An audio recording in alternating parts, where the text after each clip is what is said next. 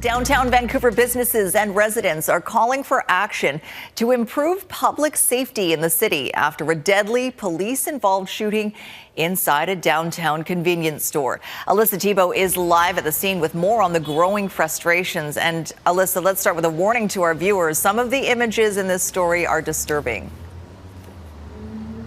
Yeah, disturbing, Sophie, but unfortunately not all that surprising for many people who live and work in this area. This is just the latest display of random violence in the downtown core. Earlier this week, a man was sucker punched at a bus stop. One man was killed. Another had his hand cut off a couple of months ago by a stranger.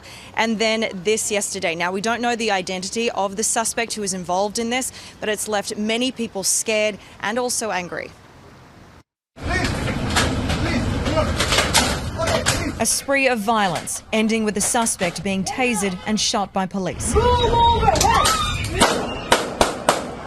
One person suffering a stab wound to the hand, another left with facial injuries. The suspect died in hospital. There's two people who have been injured, who are receiving treatment for their injuries, but those people are alive today. 24 hours later, fear lingers in the community. This store owner across the street locking himself inside his own shop. And then I pulled across the security gates and locked the door.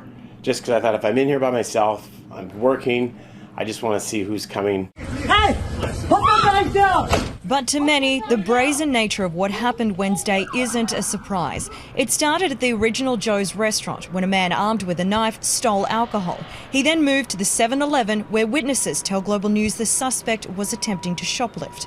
This store owner says the convenience store is repeatedly targeted. People just walk in there and it's a free-for-all. They just walk in, grab whatever they want, take whatever they want, and there's no consequences.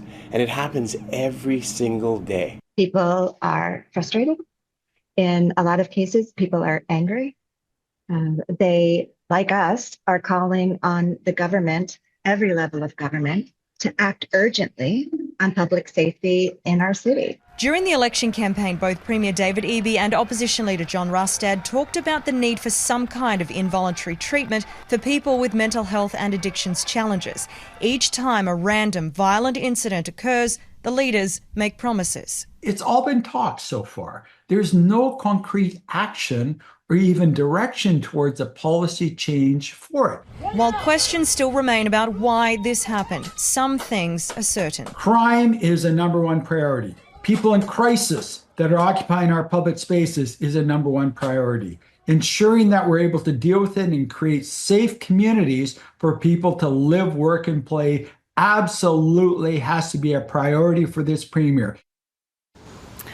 All right, well, what are his priorities, Alissa? He has talked about involuntary care in the past. What is David Eby saying about that today? Yeah, you know, Global News actually had a sit down with Premier David Eby today, and we asked him if his involuntary care plan is moving fast enough. Take a listen. This is not a problem that's going to be solved with any one strategy. I think involuntary care for a small group of people is going to be a significant impact. There's a small group that can cause a huge amount of chaos. Now, he also went on to say that this is partly why he has appointed a new Minister of State for Community Safety. So only time will tell if it makes much of a difference, because something has to change. Sophie? All right, thanks for that. Alissa Thibault reporting live in downtown Vancouver.